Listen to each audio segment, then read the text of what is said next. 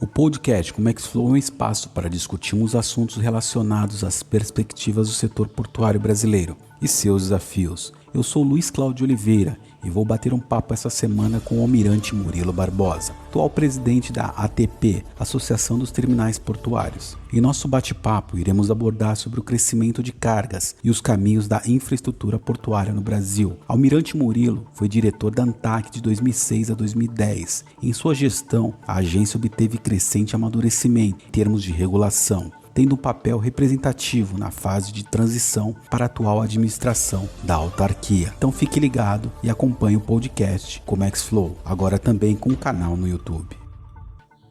Olá, Almirante Murilo Barbosa, seja bem-vindo ao podcast Comex Flow. Muito obrigado por sua disposição em participar dessa nossa conversa. Muito mais do que uma postura de pergunta ou resposta, eu, na posição de praça de primeira classe da nossa tão saudosa Marinha do Brasil, gostaria de dar os parabéns, como um bom marinheiro que sou, pelo seu papel fundamental e grande contribuição para o nosso setor aquaviário. Bom, eu sou vice-almirante da Marinha do Brasil, passei lá 42 anos, depois disso fui indicado pela própria Marinha para ser diretor da ANTAQ, passei lá 4 anos, também muito felizes da minha vida, e em seguida, depois de um pequeno tempo de uma consultoria, que eu pretendia atuar o restante da minha atividade profissional numa consultoria ligada aos transportes aquaviários, eu fui convidado para ser diretor-presidente da ATP, que era uma entidade que seria criada em outubro de 2013, né? O que me orgulha muito, porque foi um início muito difícil, com poucos associados. Hoje a ATP tem um reconhecimento nacional muito forte e é uma entidade que hoje é uma referência para terminais de uso privado no Brasil. Almirante, eu começo o nosso bate-papo dando os parabéns ao reconhecimento que o senhor recebeu do seu trabalho prestado à ANTAQ, Agência Nacional de Transporte Aquaviário, a qual foi diretor da instituição de 2006 a 2010, tendo sido agraciado com a placa alusiva. Conta para os nossos ouvintes como foi receber essa homenagem no evento de comemoração da instituição, o Summit ANTAQ 20 anos. A diretoria da ANTAQ ela é sempre muito simpática com seus ex-diretores. Ela trata com muito carinho em todos os eventos, todos os 6 diretores que lá acontecem. E essa homenagem, mais uma vez, demonstra esse sentimento dos diretores atuais, um reconhecimento a todos aqueles que por lá passaram antes, né? Sem dúvida nenhuma, passar 4 anos na ANTAQ para mim foi um período de muito trabalho, mas de muita realização profissional. Aprendi muito lá, fiz grandes amigos na ANTAQ e guardo dentro do meu coração a ANTAQ com muito carinho. Então, receber essa homenagem agora lá pelos 20 anos foi, mais uma vez, com muita alegria, com muita humildade, reconhecendo que a ANTAQ passou por um momento de transformação muito grande, é uma outra ANTAQ que nós temos hoje lá, mas eu acho que todos nós, de alguma forma, contribuímos com um tijolinho para esse crescimento da ANTAQ. Então eu fiquei muito feliz com a homenagem recebida lá no Summit da Tribuna. Falamos agora sobre o papel da ATP, Associação de Terminais Portuários Privados, instituição a qual está à frente como cargo de diretor-presidente desde a criação da entidade em 2013. Conta para nós qual a atribuição da ATP e quais são as suas esferas de atuação. Luiz, se nós entrarmos no estatuto da ATP, nós vamos ver listadas 13 finalidades, 13 atribuições. Limitar a comentar 4 aqui, que eu reputo as mais significativas para nós. A primeira delas seria representar e defender perante o poder público, entidade de classe ou terceiros os interesses de seus associados nos assuntos ligados às atividades terminais. Essa é uma atividade que a gente faz a todo momento. Toda hora nós estamos exercendo essa atividade. Uma segunda que eu também reputo muito importante é contribuir com ações de formulação de políticas públicas de infraestrutura de transporte, priorizando as atividades das instalações portuárias de uso privado. E isso nós somos muito fortes nessas propostas, porque nós entendemos que uma associação do tipo da ATP, ela não existe apenas para ir lá ponderar coisas, para reclamar de regulação, reclamar de segurança jurídica, ela também tem que dar a sua parcela de contribuição às políticas públicas. Então, eu acho essa também muito importante. Outras duas que eu gostaria de destacar nesse momento aqui são duas coisas muito caras para nós, que é defender permanentemente a liberdade de contratação de mão de obra, observados os princípios constitucionais. Isso é muito importante para a gente, porque desde que os TUPs foram criados, eles sempre tiveram liberdade de contratação. Mas nós estamos passando por um momento agora em que, por uma interpretação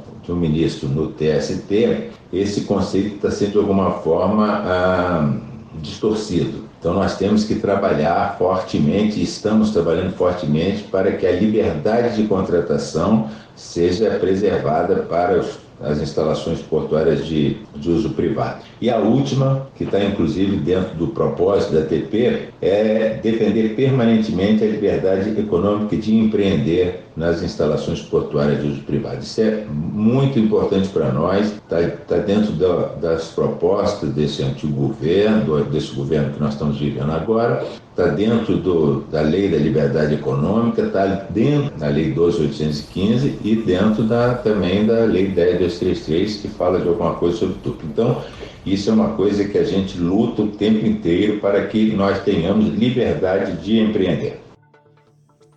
Quais os desafios da ATP em representar os interesses em defesa do segmento portuário privado? Eu vou me referir, Luiz, apenas a um grande desafio que a gente enfrenta há muito tempo, e isso nos dá um trabalho muito grande em tentar mostrar da importância dos terminais de uso privado. Você deve saber, 65% de toda a movimentação portuária brasileira é feita em terminais privados. 65%, 2/3, e apenas 1/3 dentro dos portos públicos. Mas a gente sente claramente, tanto na atuação da Secretaria de Portos, graças a Deus agora, até mudando um pouco com o posicionamento do novo secretário de Portos, mas na ANTAC também, há sempre um posicionamento em prol da autoridade portuária, como se a autoridade portuária devesse ser protegida de alguma forma. Isso talvez seja o nosso maior desafio, é mostrar a importância dos terminais privados e que eles não são portos de segunda categoria. A legislação brasileira não discrimina a terminais de uso privado das autoridades portuárias. Então, os dois têm que ser trabalhados dentro do mesmo patamar, com os mesmos deveres e com os mesmos direitos. Esse, sem dúvida nenhuma, é o nosso maior desafio. Entendo que a ATP tem como foco um trabalho de articulação constante entre o governo, entidades públicas e privadas. Como é realizada essa atuação que busca garantir segurança jurídica em um ambiente de negócios favorável aos investimentos? Dentro da nossa estrutura organizacional, o papel de fazer as relações institucionais da ATP cabe a mim, como diretor-presidente, e, na minha ausência, ao diretor executivo, que no momento está até vago, com a saída agora recente da Luciana, que exerceu esse cargo por 6 anos. Nós temos 2 modos de atuar: ou a atuação individual da ATP, onde a gente trata os assuntos dentro das nossas áreas técnicas, dentro da nossa área jurídica, da nossa área de RELGOV, levantamos todos os problemas, e aí a atuação cabe a mim ir tanto para o Congresso, quanto para a Secretaria de Portos, quanto para a ANTAC, SPU, TCU, todos os órgãos que de alguma forma nós tenhamos algum tipo de articulação a fazer. A quem faz isso é a diretoria estatutária da ATP, os 2 diretores, principalmente através do diretor-presidente, que sou eu. Nós temos uma segunda maneira de atuar, que é em coalizão. Nós temos 6 entidades empresariais portuárias. E nós temos muitos pontos em comuns. Divergimos em alguns pontos, mas a maioria dos pontos nós somos convergentes. Então nós, para fortalecer a nossa defesa dos nossos interesses, nós nos reunimos frequentemente em coalizão, tratamos os assuntos dentro dela e atuamos em coalizão, que tem se mostrado um instrumento muito importante na defesa dos interesses nossos portuários. Há dados que demonstram o aumento na balança comercial por via marítima, em comparação aos anos anteriores a 2022. Para o senhor, o que favoreceu esse crescimento, uma vez que entre esse período passamos por uma pandemia transformada em instabilidade econômica internacional e, em destaque atual, uma guerra entre Ucrânia e Rússia, que perdura, podendo desencadear efeitos catastróficos em toda a economia mundial? Basicamente, exportação de commodities, né? Os 3 itens que mais se destacaram na exportação do Brasil no último ano foi minério de ferro, foi petróleo e foi o agronegócio, principalmente a exportação da soja. Cresceu muito, petróleo cresceu muito, minério não cresceu tanto, talvez tenha até ficado um pouco estabilizado, mas a exportação de grãos foi muito grande. E isso no momento mesmo com a pandemia, eram artigos extremamente essenciais para a vida de todo mundo, comida e energia, né? Petróleo. Então isso foi o grande impulsionador das nossas exportações. E também tivemos uma redução das importações porque o comércio, importação de eletrônicos, de todas as coisas que nós fazíamos da China, de alguma forma nós tivemos um período aí, se não de estagnação, mas até com queda de importação. Então, eu acho que foram esses os 2 fatores que contribuíram para o aumento da nossa balança comercial. Eu gostaria que o senhor nos passasse quais foram os principais produtos, commodities, exportados no último semestre e por quais portos eles vêm sendo exportados. Vamos falar especificamente dos principais portos de exportação. O minério de ferro sai principalmente pela Ponta da Madeira e por Tubarão, são terminais da Vale, sai pela Ferroporte, que é um terminal, um exportador de minério que fica no Porto Açu, e sai ele por Itaguaí, 4 terminais, 2 arrendados, da Vale TPBS e o da CSN, e 2 terminais de uso privado, que um é o Porto Sudeste e outro é o terminal da Ilha Guaíba, que também é da Vale. Então, esses são os principais exportadores do minério no Brasil. O petróleo sai principalmente pelo agora chamava-se Açu Petróleo, agora chama-se Vasti, um terminal também no Porto do Açu, que hoje está com um market share muito grande na exportação de petróleo, muito grande. Lá tem terminal lá com profundidade de 25 metros para operar com VLC6 e tem crescido muito nessa exportação. E os terminais da Transpetro que também estão fazendo essa exportação de petróleo cru para o mundo. Quanto ao agronegócio, talvez ainda tenhamos uma prevalência dos terminais públicos, principalmente em função dos corredores de exportação de Rio Grande, de Paranaguá e de Santos, que ainda responde por mais de 50% da nossa exportação. Mas o aparecimento de terminais privados, principalmente do norte do país, lá pela saída lá de Miritituba e de outros, tem feito crescer muito a participação do segmento privado na exportação de grãos. E eu até acredito que nos próximos 5 anos a maior parte da nossa exportação de grãos seja feita em terminais privados, principalmente no norte do país. Se me permite, gostaria de fazer uma entrada rápida em um assunto que vem ganhando proporção nos principais portos brasileiros: o programa de desestatização, ou privatização, melhor dizendo. Quais são as expectativas da ATP a respeito do programa de privatização dos portos brasileiros? Acredita que haverá uma alta na movimentação de cargas nos portos particulares? Bom, a ATP, até por representar entidades privadas, ela sempre foi, desde a primeira hora, uma defensora desse programa de desestatização. Nós acreditamos firmemente de que a entrega de todas essas operações ao segmento privado trará, sem dúvida nenhuma, maior flexibilidade, aumento da produtividade e tudo mais. Dizer que haverá uma alta na movimentação das cargas nos portos particulares, isso não é... A gente tem que entender bem o que está sendo esse programa de desestatização, porque o que está sendo desestatizado agora é apenas a administração portuária. Quem faz a movimentação de mercadoria dentro dos portos públicos já é, desde 1993, operadores portuários privados. Então essa operação já está privatizada há muito tempo. Se juntar isso com os TUPs, que fazem 65% da movimentação brasileira, você vai ver que a operação portuária no Brasil está toda na mão dos privados. O que estamos fazendo agora é a melhoria da administração portuária, facilitar as operações de dragagem, de acesso terrestre, de acesso aquaviário. Isso é que vamos ganhar talvez um pouquinho aí em termos de eficiência. E é isso que a gente está procurando nisso. A alta na movimentação de carga vai ser decorrente muito do desenvolvimento do Brasil, né? Quanto mais a gente aumentar nossas exportações, quanto mais a gente precisar de insumos de importação, de produtos de importação, a movimentação portuária aumentará. O porto não gera carga, né? Ele apenas movimenta do modal terrestre para o aquaviário ou do modal aquaviário para o terrestre.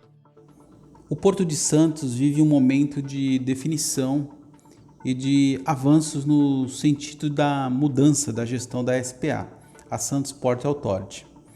A perspectiva da SPA e do Ministério da Infraestrutura é que o processo de privatização seja finalizado ainda em 2022.